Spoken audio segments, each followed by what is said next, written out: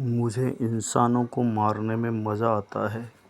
जी हाँ साथियों, ये कहना है, ये जो भोली शक्ल दिखने वाला इंसान है, देवेंद्र शर्मा उर्फ डॉक्टर डेथ, इस इंसान ने दोस्तों एक नहीं 50 से ज़्यादा लोगों को मारा है। ये तो उसने स्वीकार किया है, लेकिन उसने लगभग 100 से ज़्यादा लोगों को मारा है और उसने कहा कि 100 से ज़्यादा लोगों को मारने के बाद मैंने उनकी गिनती करना बंद कर दिया। तो ये कौन है? डॉक्टर डेथ के नाम से कुख्यात इंसान। इसकी कहानी हमसे सुनिए। ये इंसान किडनियाँ निकाल कर बेचता है और किडनियाँ निकालने के लिए उसने टैक्सी ड्राइवरों की टैक्सी को किराए पर लेता था और उसके बाद टैक्सी ड्राइवरों को मार देता था और उससे पहले उनकी किडनियाँ निकाल लेते थे। इसका नाम है देवेंद्र शर्मा। इसने लगभग 100 से ज़्यादा इंसानों को मारा है, 125 ज़्यादा किडनियाँ निकाली है और इसने कहा है कि 100 से ज़्यादा इंसानों को मारने के बाद मैंने गिनती करना बंद कर दिया। ये साथियों देख रहे हैं, ये इंसान नहीं शैतान है। इसको 2 दिन पहले पुलिस ने दौसा में एक मंदिर में साधु बने हुए पाया और पकड़ा है। यानी ये पहले तिहाड़ जेल में बंद था। तिहाड़ जेल में बंद होने के बाद ये पैरोल पर था और पैरोल पर निकलने के बाद ये फरार हो गया था और उसके बाद में दौसा के मंदिर में पुजारी बनकर रह रहा था। साथियों इसकी कहानी बहुत लंबी है। इसने 2002 से 2004 तक लगभग 50 से ज़्यादा टैक्सी ड्राइवरों को किडनी निकाल कर मारा और सबसे बड़ी बात है, उनके बाद मारने के बाद उनकी बॉडी को वो ऐसी नदी में या नहर में फेंकता जहाँ पर मगरमच्छ रहते थे। मगरमच्छ उस बॉडी को पूरी वो खा जाते थे, जिससे उनका पता नहीं चल पाता था। और इस पूरे रैकेट का जो खुलासा हुआ है, एक मोबाइल रिचार्ज से हुआ है। जैसे 2002 से 2004 तक इसने 100 से ज़्यादा लोगों का मर्डर किया, लेकिन ये 50 ही लोगों के नाम बता पाया, क्योंकि ये कहता है कि 100 से ऊपर मारने के बाद मैंने उनकी गिनती करना बंद कर दिया। तो ये अपना टारगेट टैक्सी ड्राइवरों को ही बनाता था। आखिर क्या कहानी इसके पीछे कि यह टैक्सी ड्राइवरों को अपना निशाना बनाता था? इसकी कहानी है कि सन 2004 में इसने जयपुर से एक टैक्सी किराए पर लेता है।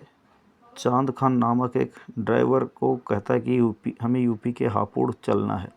टैक्सी ड्राइवर हाँ कह देता है, लेकिन चूँकि हापुड़ की दूरी ज़्यादा थी, इसलिए चांद खां अपने भाई शराफत खां को अपने साथ ले लेता है और ये दोनों जयपुर से निकल पड़ते हैं। लेकिन दौसा जाने के बाद ये अपने घर पे फ़ोन करते हैं, क्योंकि हो सकते हैं कई दिन लग जाएंगे, और एक एसटीडी जो पीसीओ होता है उससे फ़ोन करते हैं अपने घर पे कि हम टैक्सी लेकर हापुड़ जा रहे हैं और शायद 2-4 दिन लग जाएंगे।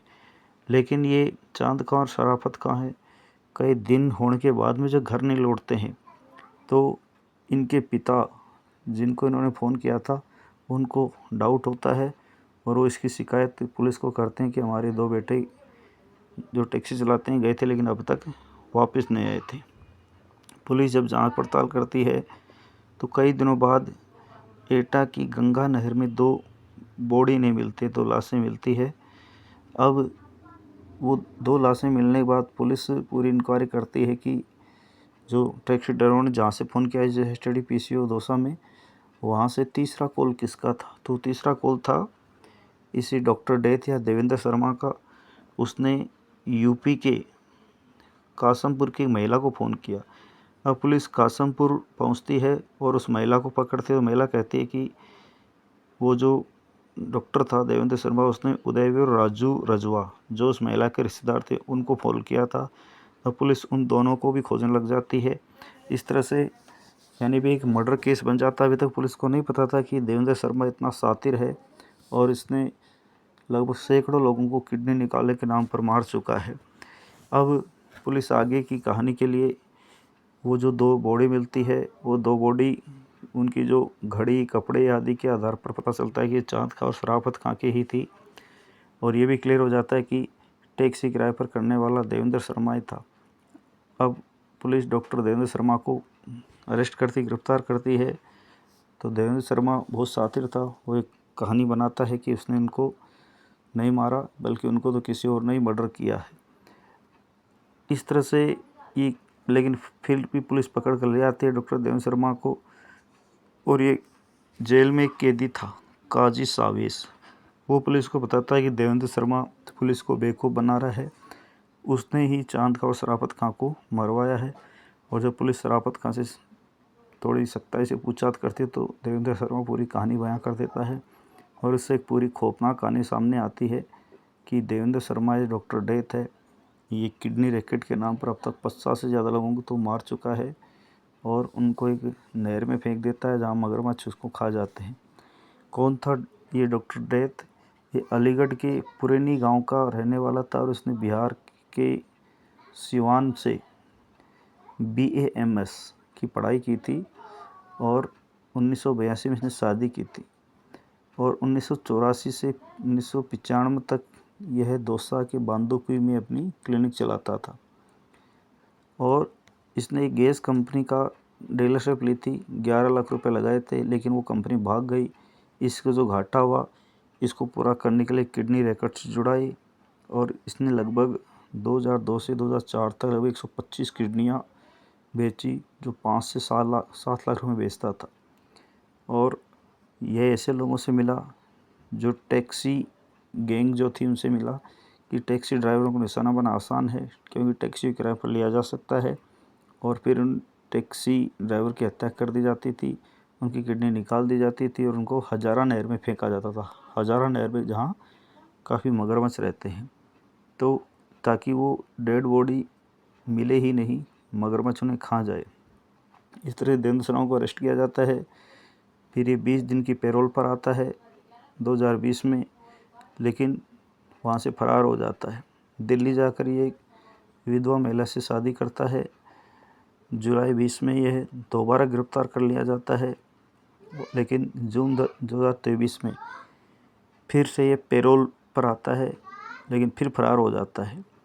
और उसके बाद से लगातार दौसा के एक आश्रम में साधु बनकर रह रहा था। और जब पुलिस ने इसे दोबारा अरेस्ट किया तो उस आश्रम में यह प्रवचन दे रहा था। तो देखिए साथियों, ये जो इंसान जिसकी शक्ल से बहुत भोला लग रहा है, लेकिन इतना खतरनाक इंसान था ये, जो डॉक्टर के भेष में, पहले डॉक्टर का भेष फिर साधु का भेष, लेकिन सैकड़ों लोगों की हत्या करने वाला। तो साथियों सावधान रहिए, हमारे समाज में हमारे सामने कई लोग हैवान बनकर घूम रहे हैं, चाहे वो डॉक्टर हो चाहे साधु हो। सतर्क रहिए हमेशा और क्राइम से बचने का प्रयास कीजिए, क्योंकि इंसान कितना ही शातिर क्यों न हो, कभी न कभी वह गिरफ्तार हो ही जाता है। और कहते हैं साथियों कि गलत काम करने का परिणाम बुरा ही होता है।